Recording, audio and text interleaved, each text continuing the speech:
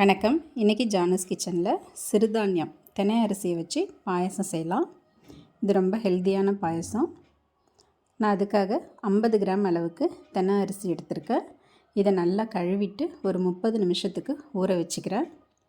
அதுக்குள்ளே ஒரு கப்பில் வெல்லம் எடுத்து அதில் கொஞ்சமாக தண்ணி சேர்த்து சூடு காமிச்சு வெல்லத்தை நல்லா கரைச்சிக்கலாம். பாகு பதெல்லாம் வேணாம், லேசாக கரைச்சிக்கிட்டால் போதும்.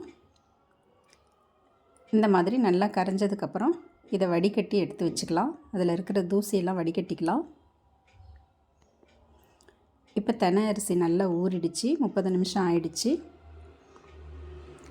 அதை ஒரு பாத்திரத்தில் போட்டுக்கிட்டு அது கூட தேவையான அளவுக்கு தண்ணி சேர்த்து மீடியம் ஃப்ளேம்லேயே வச்சு இதை வேக வச்சுக்கலாம்.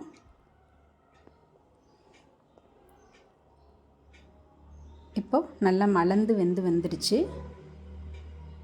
இப்போ இதை நல்லா கலந்து விட்டுக்கிட்டு இது கூட 50 கிராம் அளவுக்கு பாசிப்பருப்பை ஒரு 75% வேக வச்சுருந்தேன். அதையும் அதில் சேர்த்துக்கிறேன். சேர்த்துட்டு நல்லா கலந்து விட்டுக்கிட்டு இது கூட ஒரு 150 ml அளவுக்கு பால் சேர்த்துக்கிறேன். பால் சேர்த்து நல்லா கலந்து விட்டுடலாம். இப்போ இதை ஒரு 2 நிமிஷத்துக்கு கொதிக்க வச்சுக்கலாம்.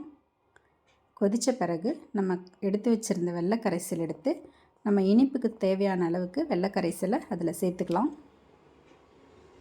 சேர்த்துட்டு நல்லா கலந்து விட்டுட்டு